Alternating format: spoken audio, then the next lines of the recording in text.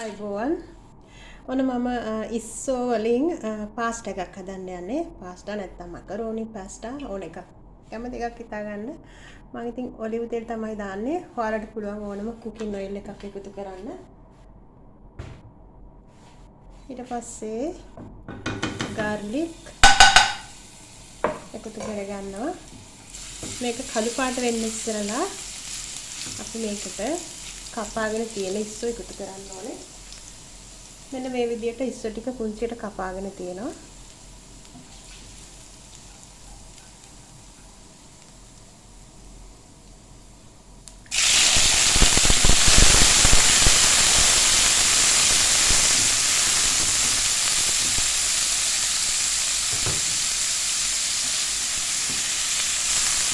ප්‍රමාණය නොබල කැමති ප්‍රමාණයක් එකතු කරගන්න. මෙතන ඉස්සෝ ග්‍රෑම්ස් 250ක් තියෙනවා. සුද්ධ කරලා ගත්තට පස්සේ ග්‍රෑම්ස් 250ක්. මේ විදිහට ටිකක් කුක් කරගන්න ඕන. ඊට පස්සේ මම මේකට එකතු කරගන්නවා බ්ලැක් පේපර් ටිකක්. රසය අනුව ලුණු.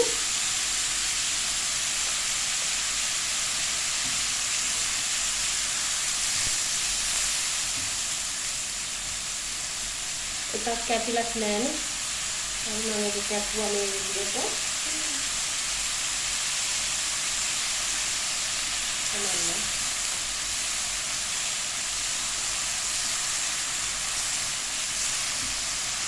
මේකට පොඩි රහසක් තියෙනවා. මගේ කුකින් ක්‍රමේ රහසක් මම ඔයගොල්ලන්ට කියලා දෙන්න.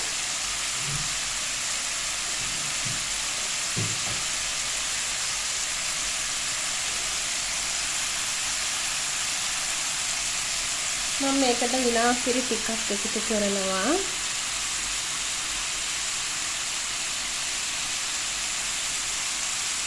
තේ හැඳි භාගයක් එකතු කරගත්තා. අපි විනාගිරි ටිකක් එකතු කරගත්තාම චිකන් එහෙම නැත්නම් ක්‍රීම් බදිනකොට උයනකොට ඒක ටිකක් අපිට මෙලෙක් වෙලා එනවා. හොඳට මේක ඇතුළේ සොෆ්ට් වෙනවා විනාගිරි වලට. ඊට පස්සේ මම මේකට ටොමැටෝ පේස්ට් එකතු කරගන්නවා. මේස හැඳි දෙකක් විතර.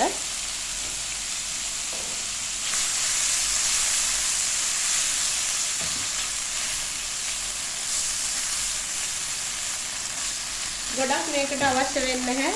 ලුණු ගම්මිරි කුකින් ක්‍රීම් අවශ්‍ය වෙනවා.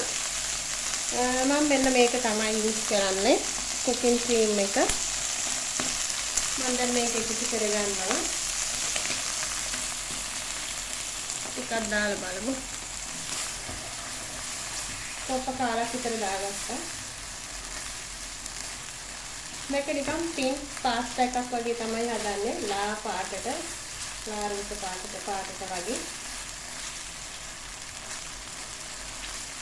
තව ටිකක් එකතු කරගමු.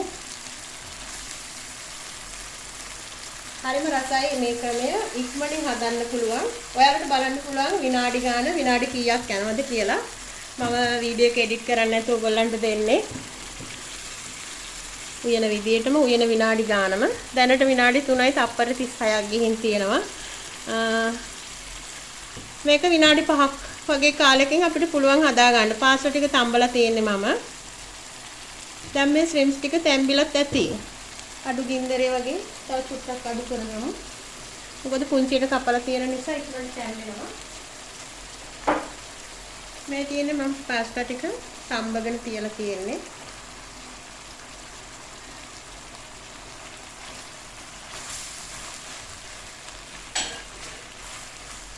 මේ සෝස් එක මදි වගේ තේරෙන නම් ඔයාලට පුළුවන් තාම මෙහෙමම කුකින් ක්‍රීම් ටිකක් එකතු කරන්න. ඩ්‍රයි එකට වගේ තියෙනවා නම්. ඔන්න ලස්සන පාටක් තියෙනවා. මේකට පින්ක් පාස්ටා කියන්න පුළුවන්, ශ්‍රිම්ප්ස් පාස්ටා කියන්න පුළුවන්. හරිම රසයි. මේ සෝස් එක මේ විදිහට හදාගත්තම ගොඩාක් රසයි. ඔයාලා හදලා බලන්න. ඔන්න ඉතින් ක්‍රීමි එකට තියෙනවා. හදාගෙන ඉවරයි. තාමත් ඔයාලා මාලිඩි සිල්ලා කියන මගේ YouTube channel එක subscribe කරලා නැතිනම් subscribe කරන්න. ළඟින්ම තියෙන notification bell එකත් ඕල් දාලා තියාගන්න. එතකොට තමයි මගේ මේ වගේ ලස්සන වටිනා වීඩියෝ එකක් ඔයාලට හම්බ වෙන්නේ. මේක ඉතින් මගේම රෙසිපි එකක්. මම හිතන්නේ ඔයාලට මේක කොහෙන්වත් ගන්න පුළුවන් වෙයි කියලා. සමහරට මම කලින් live කරපු වගේ ඇති කෙටි වීඩියෝ දීලා නැහැ. විනාඩි 5ක් ගිහින් තිනවා හරියටම මගේ ටාගට් එක හරි. ඔන්න මම රිපෝට් කරනවා. විනාඩි 5න් පාස්තා හදලා ඉවරයි. එහෙනම් රැඳී සිටියට ගොඩක් ස්තුතියි හැමෝටම. හමුවෙමු තවත් රසබර වීඩියෝ එකකින් ගිහින් එන්න. Thank you for watching my video. God bless all my friends. See you next video. Bye bye.